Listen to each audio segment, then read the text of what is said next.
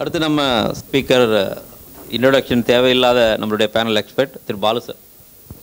அனைவருக்கும் வணக்கம். அனைவருக்கும் வணக்கம். அதாவது டைம் தான் முக்கியம். டைப் படி செஞ்சால் தான் சக்ஸஸ்ஸு. இப்போ டைப் படி முடித்தால் தான் நீங்கள் சாப்பிட முடியும். அந்த நேரத்தில் நான் முதல்ல எனக்கு பாட தெரியாது, ஆனால் பாடிடுறேன், நீங்கள் பொறுமையாக கேட்டுங்க. அதாவது இதில் படிக்காத மேலே ஒரு பாட்டு இருக்கும். அதாவது உள்ளதை சொல்வேன், சொன்னதை செய்வேன், வேறொன்றும் தெரியாது. இது நம்ம திரையில் பார்க்குறோம், டிவியில் பார்க்குறோம், மொபைலில் பார்க்குறோம். மனிதர்கள்ட்ட நிஜத்தில் பார்க்குறோமா? உள்ளதை சொல்வேன், சொன்னதை செய்வேங்கிற மனசில் ஒன்று இருப்பான். இவன் பால் பேசுகிறான், ஏன் கழுத்தை அறுத்துட்டு போயிட்டான் அப்படிம்பான். புரியுதா உங்களுக்கு? அதாவது அந்த மாதிரி இல்லை. இப்போ ப்ரிவென்ஷன் எடுத்துக்கிட்டால் மனிதனில் ஆரம்பிக்கலாமான்னா மனிதனில் ஆரம்பிக்க முடியாது. எந்த மனிதன் குற்றம் செய்கிறான் இல்லை, குற்றம் செய்கிறவன்கிட்ட போய் ரீச்சே பண்ண முடியல. இப்போ எல்லாம் சொன்னால் பணத்தை பிடிங்கி கொடுத்துட்றாங்க. எவன் மெயினாக ஹேக் பண்ணானா அவனை யாரும் பிடிச்சதே கிடையாது. இந்த ஸ்கேப் கோட் இருக்கான்ல, எவனாவது இந்த பலிகடா எனக்கு 5000 கமிஷன், நானே அரெஸ்ட் பண்ணியிருக்கேன். ஒருத்தர் அரெஸ்ட் பண்ணேன். நான் இது சார் அவன் ஏதோ மெடிக்கல் இதுன்னு கேட்டான், என் கிட்டெல்லாம் கொடுத்துட்டேன் ஓப்பன் பண்ணி. எதுக்கு கொடுத்தேன்? எனக்கு ஒரு 5000 தரேன்னா அவன் ஏதோ மெடிக்கலுக்குன்னா அது சொன்னது அதுதான். பட் ஆனால் ஹேக்கர் யாருன்னு பிடிக்கல. அதனால் இந்த ப்ரிவென்ஷனை பற்றி தான் நம்ம கான்சன்ட்ரேட் பண்ணுறோம். இப்போ பேங்க்கு ப்ரிவென்ட் பண்ணணுமா, போலீஸ் என்ன பண்ணணும், விக்டிம் என்ன பண்ணணும்? அந்த விக்டிம் பாருங்கள், அந்த அவர் சேஸ் பண்ணியிருக்கார், அது ஒரு பாயிண்ட்டு. அப்புறம் நான் எப்போதும் சொல்கிறது எக்ஸ்போஸ் த க்ரைம்னு சொல்கிறது. எக்ஸ்போஸ் த க்ரைம்னா இப்போ இவர் அவங்க வீட்டில் சொல்லுவாங்க 23 நாள் போயிட்டு போதுமா, விடும்பாத அப்படி நினைக்கக்கூடாது. It's a social responsibility. Do not hesitate to give a complaint. நீ உனக்கு ரெமெடி கிடைக்கணும்னு நினைக்காத. டூ நாட் எல்லாரும் போயிட்டு போகுது, அலைய வேண்டாம். நீ அலையிறது உனக்காக இல்லை. இப்போ இது மாதிரி நடக்குதுன்னு தெரிஞ்சால் அடுத்தவங்க அலர்ட்டாக இருப்பாங்க. இவர் எக்ஸ்போஸ் பண்ணுறாரு. இவர் எக்ஸ்போஸ் பண்ணி எங்கே கொண்டு போகிறாரு? போலீஸ் என்ன செய்யுது? சிஎஸ்ஆரோட நிறுத்திடுது. எஃப்ஐஆர் போட்டால் தானே அது ஸ்டாட்டிஸ்டிக்ஸ் வரும், என்ன கேஸு. இப்போ என்னென்னா நீ எங்கே மீட்டிங் கொடுத்தாலும் ஒரே மாதிரி பேசுகிறீங்க சார். ஐயோ உண்மையை பேசுகிறோம், ஒன்றா தான் பேசுவான். ஏமாத்திரம் தான் மாற்றி பேசுவான். நான் ஒன்றே தான் சொல்லுவேன். இப்போ எல்லாம் சொல்லிட்டாங்க பாஸ்வேர்டு. அதனால் என்ன சொல்ல, இந்த ப்ரிவென்ஷனில் அக்யூஸ்டை விட்டுருங்க. அக்யூஸ்டை ரீச் பண்ண முடியாது. நம்ம என்ன பண்ணணும்? நான் என்ன சொல்லுவேன், இப்போ ஒரு ஸ்டேட் பேங்கை சொல்ல வேண்டாம், ஏதோ ஒரு பேங்க்கில் நிறைய கஸ்டமர் இருக்காங்க. அவங்களுக்கு ஒரு ஃபிஷிங் வருது, ஒரு வெப்சைட் அது மாதிரியே கிரியேட் பண்ணி போடுறான். நான் என்ன சொல்கிறேன், 100 கஸ்டமரை உன் கஸ்டமரை ஏமாத்துறான்.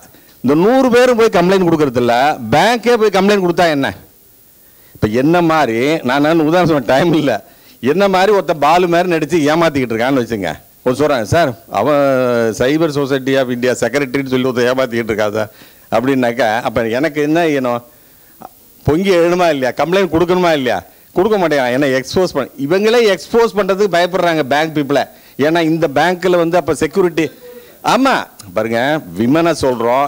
இந்த சைபர் கிரைமை பொறுத்த வரைக்கும் கம்ப்யூட்டர் மேலே குறையே இல்லை. கம்ப்யூட்டர் கரெக்டாக தான் இருக்குது. ஆனால் மனிதன் நல்ல எண்ணங்கள் கிடையாது. எதை யாரை கெடுக்கலாம் அப்படி தான் இருக்குது. அதனால் மனிதர்களை விட்டுட்டு இதை நம்ம எக்ஸ்போஸ் பண்ணணும், கிரைம் ரிப்போர்ட் பண்ணணும். அதே போல் பேங்க் கன்சாலிடேட்டாக. ஏன்னா இப்போ சாதாரணமாக பேங்க்கில் ரிவால்வரை வச்சு கத்தியை காட்டி பணத்தை எடுத்துகிட்டு போகிறான்னு வச்சுங்க, பேங்க்கு கம்ப்ளைண்ட் பண்ணுது. ஆனால் சர்வரில் இப்போ என் சர்வரில் தானே உங்கள் இன்ஃபர்மேஷன் இருக்குது. அதில் நீங்கள் தான் பாலு சார் அக்கௌண்ட்டில் 10,000 எடுத்துட்டாங்கன்னு சொல்கிறாங்க. இவங்க தான் சொல்கிறாங்க, எனக்கே தெரியல. உங்கள் அக்கௌண்ட்டில் இப்போ அவர் பேசினார்ல விக்டிம், அதுக்கப்புறம் தான் நம்ம கம்ப்ளைண்ட் இனிஷியேட் பண்ணுறோம். நீ கம்ப்ளைண்ட்டை முதல்ல இனிஷியேட் பண்ணுங்கள். இப்போ ஒன்றே தெரிஞ்சோ இமீடியட்டாக சொல்லணுங்கிறாங்கல்ல. இப்போ அந்த பேங்க்கை இது பண்ணி அதுக்கும் பண்ணலாம். இது முடியாதுன்னு சொல்லிக்கிட்டே இருந்தால் இப்போ எல்லா சட்டங்களும் வர்றது அக்யூஸ்டுக்கு ஃபேவராக வருது. நான் மொபைல் டைரக்டர் சொன்னேன்ல, இது போல் மெயில் ஐடி ஓப்பன் பண்ணும்போது கூட என் பாலுன்னு போட்டு உண்மையான போட்டால் என்ன, இதை ஹேக் பண்ணுவான். ஹேக் ஏங்க நான் தப்பே செய்யலைன்னு வச்சுங்க, நான் எங்கே வந்திருக்கேன் என் ஒய்ஃபுக்கு தெரிஞ்சா என்ன, நான் வேறு எங்கேயாவது போனால் தான் தெரிஞ்ச தப்பு. நான் உண்மையே டிஜிட்டல் வந்ததே நேர்மையாக இருக்கதான். டிஜிட்டல் வந்ததே நேர்மையாக இருக்குதா. அப்புறம் எதை எடுத்தாலும் சைலண்ட் ஸ்பெக்டேட்டராக இருக்காதிங்க, போராடுங்க. இப்போ நான் கூட எங்கள் வீட்டில் கூட சொல்லுவாங்க, என்ன சும்மா எதுக்கு இந்த சைபர் கிரைம். எவ்வளோ பேர் ஹெல்ப் பண்ணியிருக்காங்கிறது, அவர் சார் ஐஜி ஹெல்ப் பண்ணியிருக்காரு, நீங்கள் ஹெல்ப் பண்ணியிருக்கீங்க. அவர் கோயம்புத்தூர்லேருந்து ஒருத்தர் இதை பார்த்துட்டு எங்களுடைய அந்த ஏஜிஎம் நடத்துகிற அந்த ரிப்போர்ட்டை பார்த்துட்டு அவங்க ஆர்பி மேடம் கூட கேட்டாங்க, இது என்ன ரிப்போர்ட், என்ன இவ்வளோதை இதாக பண்ணியிருக்கேன்ட்டு. ஒரு வேலை செஞ்சு அதை ஒழுங்காக செய்யணும். அந்த நாள் ஸ்பான்சர்ஷிப் இந்த தடவை பணத்துக்கே நான் கஷ்டப்படலை, அதையும் ஒரு சைடாக சொல்லிடுறேன். அதனால் நீங்கள் என்ன செய்யுங்க, do not hesitate to give a complaint. நீங்கள் கொஸ்டின் கேட்டதெல்லாம் கரெக்டு தான். அதனால் புகார் பண்ணுங்கள், எக்ஸ்போஸ் பண்ணுங்கள். எல்லாருக்கும் தெரிஞ்சதுனாக்க இது கிரைம். இப்போ அவங்க ரிசோர்ஸும் கொடுப்பாங்க, அதாவது போலீஸ் கொடுப்பாங்க, அப்புறம் மற்ற இதுவும் வரும். அதனால் கம்ப்ளைண்ட் பண்ணுங்கிறத சொல்லிட்டு முடிச்சிடுறேன். எனக்கு என்ன அதுக்கு மேலே டைம் இல்லை.